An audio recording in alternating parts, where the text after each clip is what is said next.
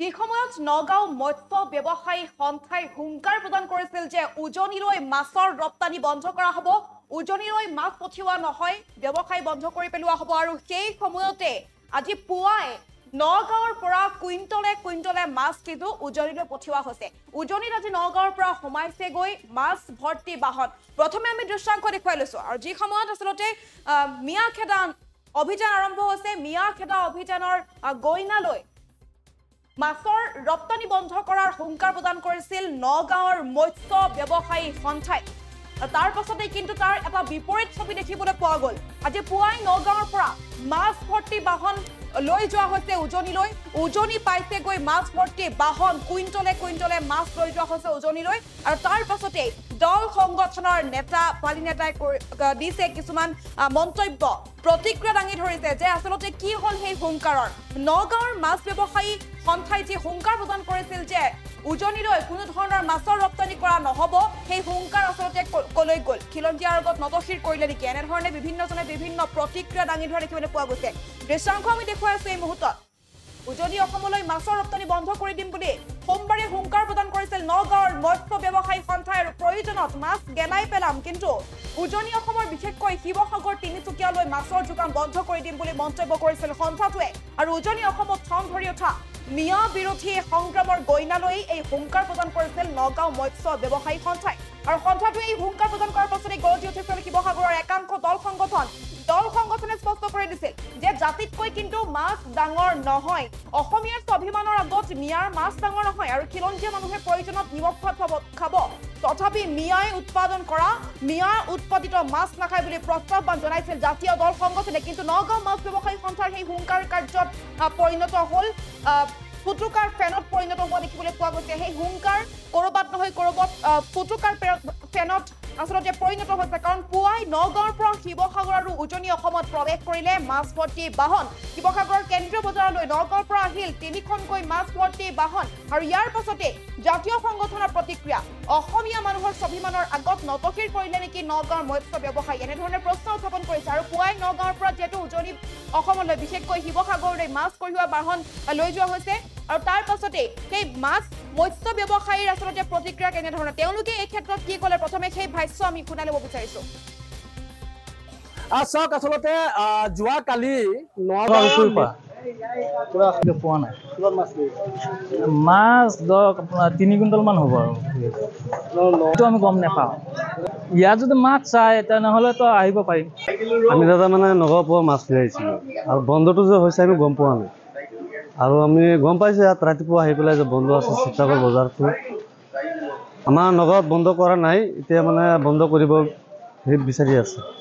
আমাৰ অসুবিধাত পৰিম আমি, বেপাৰীও অসুবিধা পৰি যাব, বেপাৰীৰ লছ, মাছ তাছ বিক্ৰী কৰিব নোৱাৰিব। নাজানে বুলি কৈছে, তেওঁলোকে নাজানে বুলি মন্তব্য কৰিছে। আৰু তাৰ পাছতে এই মাছ ভৰ্তি 3 কুইণ্টলকৈ মাছ ভৰ্তি বাহন, 3খনকৈ বাহন আজি উজনিত উপস্থিত হৈছেগৈ। আৰু ইয়াৰ পাছতে জাতীয় সংগঠনে প্ৰতিক্ৰিয়া ব্যক্ত কৰিছে, অসমীয়া মানুহৰ স্বাভিমানৰ আগত নতশিৰ কৰিছে নেকি নগাঁৱৰ মৎস্য ব্যৱসায়ীয়ে। মাছ ভৰ্তি কেইটামান কাৰ্টনে উজনিত চলা মিয়া বিৰোধী সংগ্ৰামখন ৰুদ্ধ কৰিব নোৱাৰে বুলিও পুনৰ এবাৰ হুংকাৰ প্ৰদান কৰিছে শিৱসাগৰৰ দল সংগঠনে। শিৱসাগৰৰ দল সংগঠনৰ নেতাই কি কৈছে এই মুহূৰ্তত সেই ভাষ্য আহি পৰিছে, আমি ভাষ্য আগবঢ়াইছো। চাওক, আচলতে যোৱাকালি নগাঁৱৰ মীনপালকসকলে আচলতে এটা সিদ্ধান্ত গ্ৰহণ কৰিলে যে উজনি অসমলৈ তেওঁলোকে মাছ নপঠায়।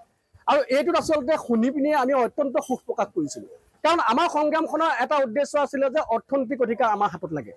আৰু আমি দেখা পালোঁ যে নগাঁৱৰ মীনপালকসকলে মাছ নপঠাওঁ বুলি কোৱাৰ লগে লগে আমাৰ সামাজিক মাধ্যমতো উজনি অসমৰ একাংশ লোকে ইতিমধ্যে প্ৰচাৰ আৰম্ভ কৰিছে যে আমি নগাঁৱৰ মাছ নেখালেও আমাৰ চলিব। এইটোৱে আমাৰ স্পষ্ট কথা।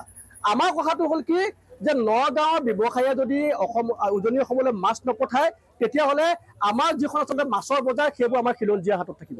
2 নম্বৰ কথাটো হ'ল কি, নগাঁৱৰ ব্যৱসায়ীসকলে ফৰ্মেলিনযুক্ত মাছ বা ইউৰিয়া দিয়া মাছ যিবিলাক আমাৰ ইয়ালৈ পঠায়, এইবিলাক খোৱাৰ ফলত আমাৰ মানুহৰ বেমাৰ হয়।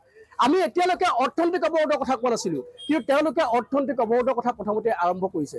আমি তেওঁলোকক স্পষ্ট কৰি দিছোঁ যে উজনি অসমৰ প্ৰতিঘৰ মানুহৰ মানে আচলতে ঘৰে ঘৰে কি আছে, পুখুৰী আছে। আমাৰ ইয়াত নদ নদী বিল জলাশয় আছে, যিবিলাকত আচলতে মাছ ঠাক খাই আছে। এইবিলাকেৰে আমি চলিব পাৰিম।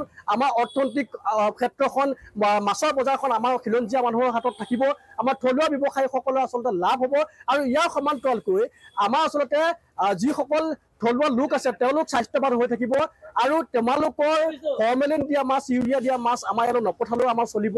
তোমালোকে অৰ্থনৈতিক অৱৰোধৰ ক্ষেত্ৰত যি সিদ্ধান্ত গ্ৰহণ কৰিছা সেই সিদ্ধান্তত অটল থাকিবলৈ তোমালোকে চেষ্টা কৰা। আৰু আমি আমাৰ সিদ্ধান্তত অটল হৈ আছোঁ। আমি আমাৰ সিদ্ধান্তত দৃঢ়বদ্ধ হৈ আছোঁ। যিকোনো মূল্যৰ বিনিময়ত আমাৰ অৰ্থনৈতিক অধিকাৰ, ৰাজনৈতিক অধিকাৰ আমি সুৰক্ষিত কৰিব লাগিব। আৰু নিশ্চিতভাৱে চাওক, আমি 30 জাতীয় জনগোষ্ঠীয় সংগঠনে যিখন সংগ্ৰাম আৰম্ভ কৰিছিলোঁ, এয়া কোনো আচলতে হিন্দু মুছলমানৰ যুঁজ নহয় বুলি ইতিমধ্যে কৈছোঁ। আমি কৈছোঁ যে বহিৰাগত বণিক গোষ্ঠী আৰু যিসকলে আচলতে সন্দেহযুক্ত নাগৰিক অথবা বংগমূলীয় যিসকল লোক আছে, পূৰ্ববংগমূলীয় লোক, কিন্তু আমি দেখা পালোঁ যে বহিৰাগত বণিক গোষ্ঠীয়ে অতি ধূৰ্তালিৰে এই গোটেই সংগ্ৰামখনৰ পৰা এটা দূৰত্ব বজাই ৰাখিছে। কিন্তু তাৰ বিপৰীতে বহিৰাগত বণিক গোষ্ঠীয়ে কিন্তু প্ৰত্যাহ্বান হিচাপে আমাৰ সংগ্ৰামখনক লৈছে। আৰু তাৰ ফলশ্ৰুতিত কি হ'ল, তেওঁলোকে অৰ্থনৈতিক অৱৰোধৰ এটা সিদ্ধান্ত গ্ৰহণ কৰিছে। কিন্তু আমি কৈছোঁ যে তোমালোকে যদি অৰ্থনৈতিক অৱৰোধ কৰা, বংগমূলীয় লোকসকলে যদি অৰ্থনৈতিক অৱৰোধ কৰা, তেতিয়াহ'লে কিন্তু আমাৰ সুবিধা হ'ব, তোমালোকৰ কিন্তু লোকচান হ'ব। সেই কথাটো নিশ্চিত। আৰু অসমীয়াৰ হাতত বজাৰ ৰাখিবলৈ, অৰ্থনৈতিক অধিকাৰ ৰাখিবলৈ সকলো ধৰণৰ আচলতে প্ৰত্যাহ্বান নেওচিবলৈ সাজু হৈ আছে। যিকোনো খবৰৰ বাবে যোগাযোগ কৰক 7099017330 অথবা 7099017390 নম্বৰত। যিকোনো খবৰৰ বাবে যোগাযোগ কৰক 7099017330 অথবা 7099